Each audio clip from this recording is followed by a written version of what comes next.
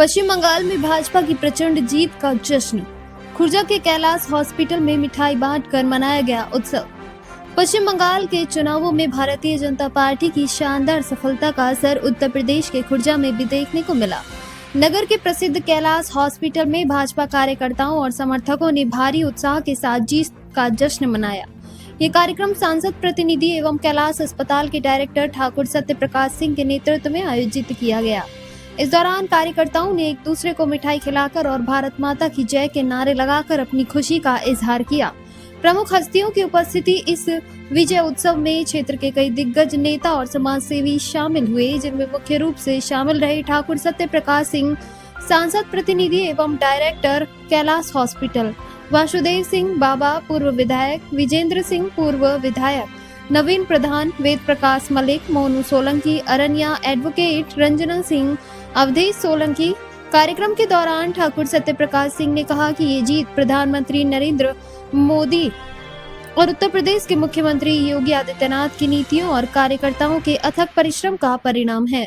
पूर्व विधायकों ने भी इस जीत को लोकतंत्र की विजय बताया। मिठाई वितरण के दौरान अस्पताल परिसर का माहौल पूरी तरह से उत्साहपूर्ण बना रहा और कार्यकर्ताओं ने आगामी चुनावों के लिए भी इसी ऊर्जा को बनाए रखने का संकल्प लिया। बुलंदशहर से एक हैरान कर देने वाली और चौंकाने वाली खबर सामने आई है, जहां एक भाई ने अपने ही सगे भाई को झूठे मुकदमे में फंसाने के लिए ऐसा खौफनाक कदम उठाया जिसे सुनकर आप भी दंग रह जाएंगे। जी हां, प्रॉपर्टी विवाद में एक युवक ने खुद को ही गोली मार ली और वो भी पूरी प्लानिंग के साथ।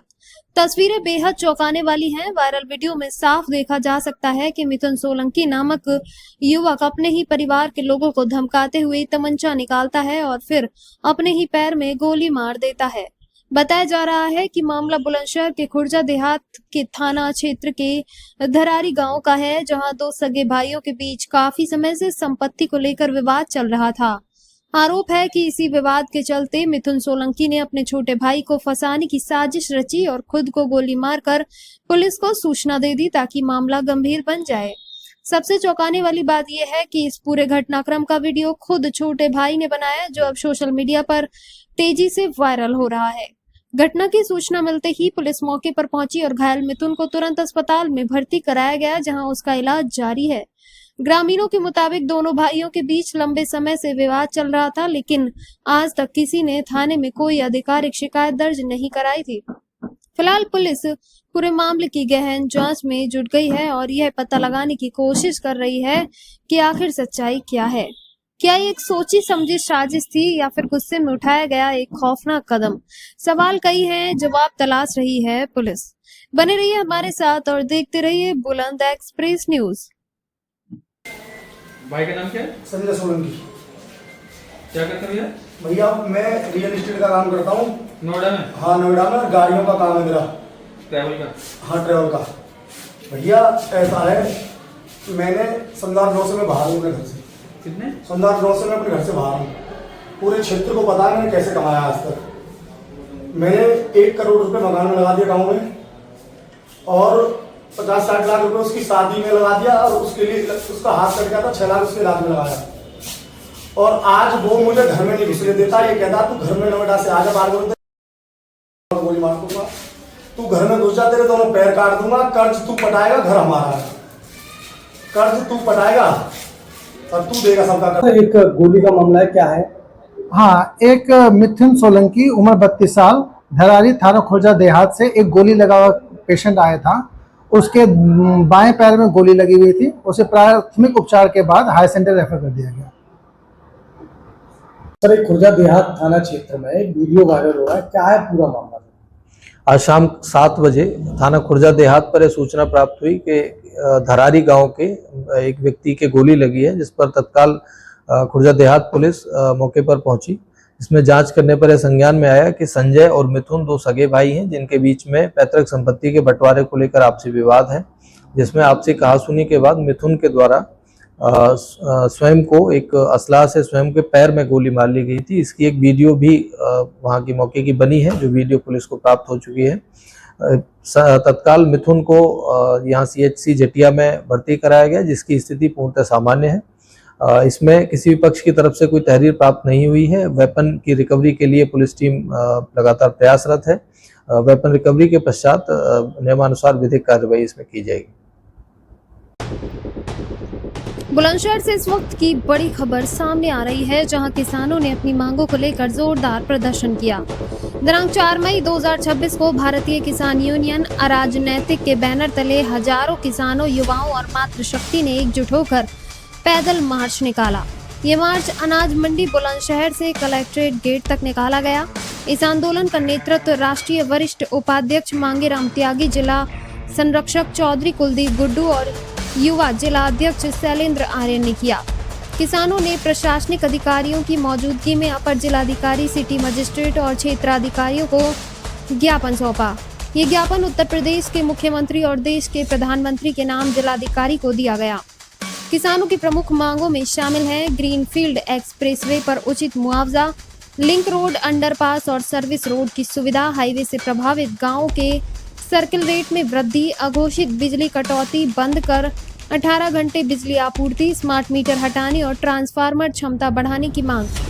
सरकारी अस्पतालों में हो रही लूट और दलाली पर रोक, प्राइवेट स्कूलों की मनमानी फीस और किताबों पर नियंत्रण, गेहूं खरीद केंद्रों पर पारदर्शी तोल व्यवस्था, गाँव में दूषित पेयजल की जाँच, खनन और प्रदूषण फैलाने वाली फैक्ट्रियों पर कार्यवाही और राहगीर योजना को तत्काल लागू करने की मांग। किसान नेताओं ने साफ चेतावनी दी है कि अगर 2 सप्ताह के अंदर इन मांगों पर कार्यवाही नहीं हुई तो बुलंदशहर में बड़ा आंदोलन किया जाएगा, जिसकी पूरी जिम्मेदारी जिला प्रशासन की होगी। इस दौरान किसानों ने एकजुटता दिखाते हुए नारेबाजी भी की और अपने अधिकारों के लिए संघर्ष जारी रखने का ऐलान किया। फिलहाल के लिए इतना ही। बाकी खबरों के लिए बने रहिए हमारे साथ और देखते रहिए बुलंद एक्सप्रेस न्यूज।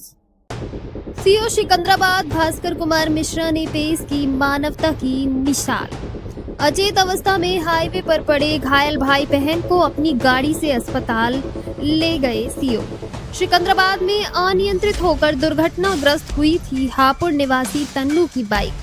कोर्ट से लौट रहे सीओ गाड़ी रोककर बिना इंतजार किए पीड़ितों को अपनी बोलेरो से ले गए थे अस्पताल। ड्यूटी से बढ़कर इंसानियत निभाते नजर आए सीओ भास्कर कुमार मिश्रा। सीओ की सूझबूझ और तत्परता से पीड़ितों को समय पर उपचार मिल सका, बची जान। पीड़ितों ने जताया आभार। सिकंदराबाद के जाट चौक के पास हुआ था हादसा।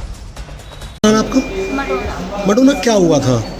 हम दोनों आ रहे थे बाइक से, साइड में जो डिवाइडर होता है उसके अंदर हमारी बाइक टकराई और हम दोनों गिर गए। तो फिर मदद के लिए कितनी देर इंतजार करना पड़ा? कौन आपको अस्पताल तक लाया? 5-10 मिनट लगे होंगे हमें वहाँ पे। मैं तो ठीक थी, इसको होश नहीं आ रहा था, ये लेटा था, लोग बाग आ गए, उन्होंने थोड़ा उठाने की कोशिश की।